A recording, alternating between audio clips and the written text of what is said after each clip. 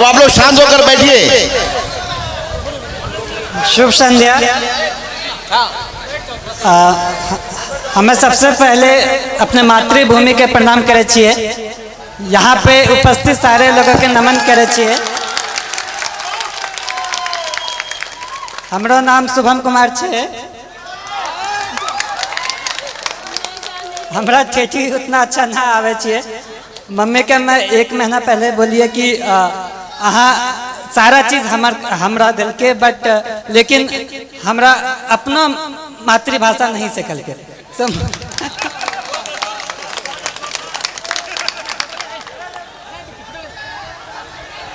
आप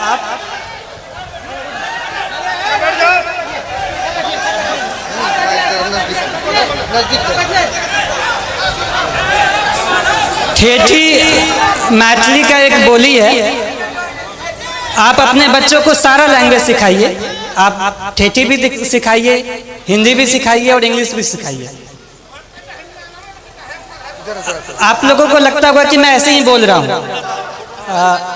लेकिन मैंने जब अपनी ट्रेनिंग एकेडमी में सबसे पहले गया तो वहाँ पे सारे यूपीएससी क्रैक किए हुए बंदे थे। सारे वहाँ पे जो भी थे सब रैंकर थे, टॉपर्स थे। तो सारे लोगों ने पूछा कि शुभम तुम हिंदी क्यों बोलते हो, तुम्हारा मातृभाषा क्या है? तो हम बोले कि मातृभाषा ठेठी है, वो कभी सीखे ही नहीं। सो वहाँ पे सारे लोग बोले कि उनकी तो हिंदी तो दूसरी भाषा है। सारे लोगों का कुछ ना कुछ उनका खुद का भाषा होता है और वो उस पर गर्व करते हैं। तो मेरा ये कहना है कि आप अपने कल्चर को, अपने संस्कृति पे गर्व होना चाहिए। जहाँ भी मैं गया वहाँ पे शुरुआत में लोग बोलेंगे कि एक बिहारी है, लेकिन धीरे धीरे उनको यकीन हो गया कि बिहारी क्या कर सकता है।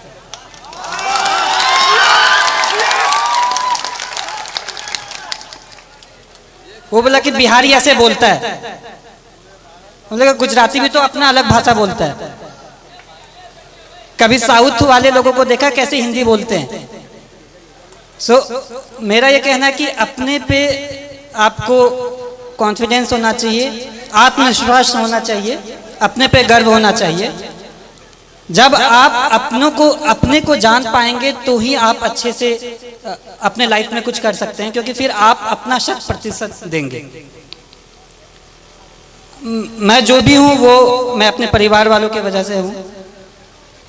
मेरे परिवार में पापा, मम्मी, चाचा, चाची, दीदी, भाई, बहन सबका महत्व है। मैं कहीं पे भी गया हर दिन मम्मी पापा से, हर दिन अपने परिवार वालों से बात किया। तो ये कहने के लिए एक छोटा सा बात है, लेकिन जब आप अपने लोगों के पास रहते हो और उनका फुल सपोर्ट आप पे होता है, तो मुझे ये लगा कि अगर मैं एग्ज़ाम नहीं भी क्वालिफाई कर पाऊँ, फिर भी मेरे परिवार मेरा हमेशा साथ देगा। कभी भी ऐसे पापा नहीं बोले कि ये एग्ज़ाम नहीं क्वालिफाई करोगे तो क्या होगा, वैसा कुछ नहीं।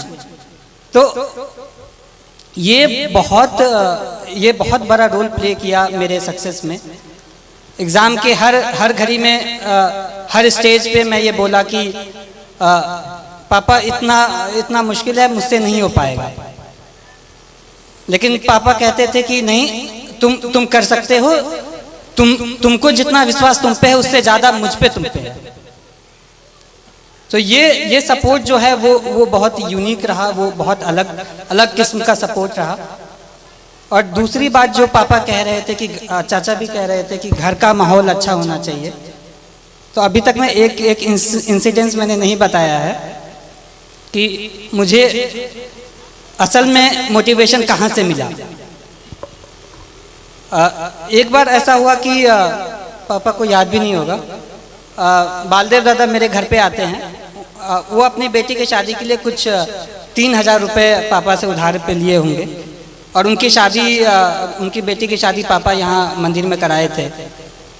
तो पापा ने ये नहीं कहा कि 3000 रुपये मैं दे रहा हूँ, वो कहा कि नहीं, आपको वापस करना है। फिर वो मेहनत किए और फिर वो 3000 वापस जब दे रहे थे तो मैं भी देख रहा था। पापा ने सारा नोट काउंट किया, 500 के नोट थे। फिर एंड में 3,000 रुपये दादा को दे दिया कि ये आपकी मेहनत की कमाई है, ये अपने साथ रखें। ये मैं कहना चाहता हूँ कि इससे ये क्या हुआ कि वो सामने वाला मेहनत किया, वो कमाई, वो फ्री का पैसा नहीं समझा। इसी तरह मैं भी चाहता हूँ, मेरी ये कामना है कि मैं भी लोगों के लिए काम करूँ।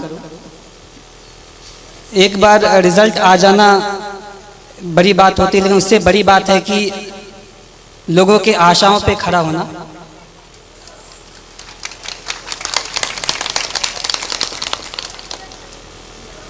मैं भगवान से प्रार्थना करता हूँ कि मुझे इतनी शक्ति दे कि मैं हर लोगों की आशाओं पे खड़ा उतरूँ।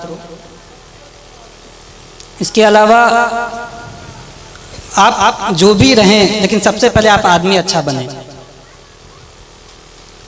लोगों ने कहा कि तुम्हारा लक बहुत अच्छा है, एग्ज़ाम क्वालिफाई हो जाता है, अच्छे कर लेते हो, लेकिन मैं ये कहना चाहता हूँ कि आपका लक तभी साथ देगा जब आप खुद के लिए आप सही हो, आप दूसरों के लिए सही हो। आप दूसरों की मदद करें, आप पे भगवान मदद करेगा।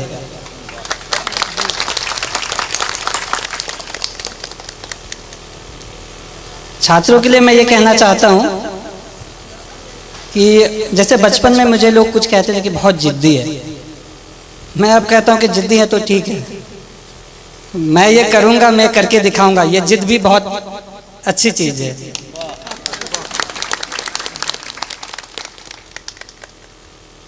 जिंदगी में उतार चढ़ाव हर किसी के जिंदगी में होता है, मेरे भी जिंदगी में रहा। जब विद्या विहार में क्लास 6 में गया तो 110 लोगों में मेरा स्थान जो होता था वो 40-50 के आसपास होता था, लेकिन पापा मुझे कभी फोर्स नहीं किया कि तुमको पहला स्थान ही लाना है।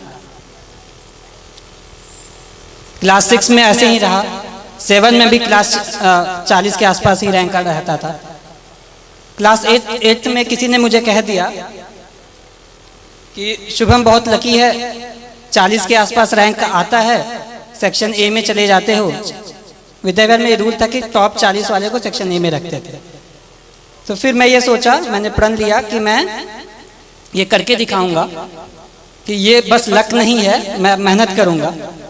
सो छात्रों को ये कहना चाहता हूँ कि जब आप प्रण लेते हैं, आपके पास एक प्रॉपर प्लान होता है, आप उसको इम्प्लीमेंट करिए और धीरे धीरे आप खुद का एक बेहतर सेल्फ बन के निकले। आपको ये हमेशा लगना चाहिए कि आज का जो मैं हूँ वो कल का जो मैं बनूंगा वो आज के मैं से बेहतर बनूंगा।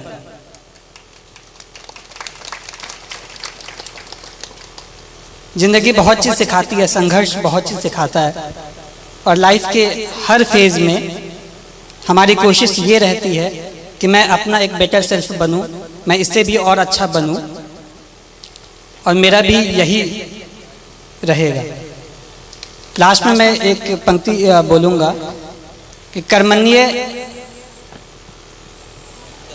वधिकरस्ते माँ फलेषु कदाचन, अर्थात आप कर्म करिए, फल की चिंता ना करें, फल तो कभी ना कभी आ ही जाएगा। धन्यवाद।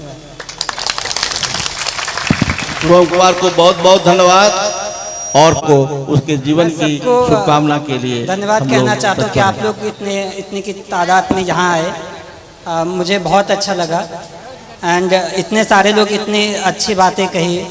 मैं ये विश्वास दिलाना चाहता हूँ कि आप लोगों ने जैसा भी सोचा होगा उस पर मैं खरा उतरने की कोशिश करूँगा। धन्यवाद।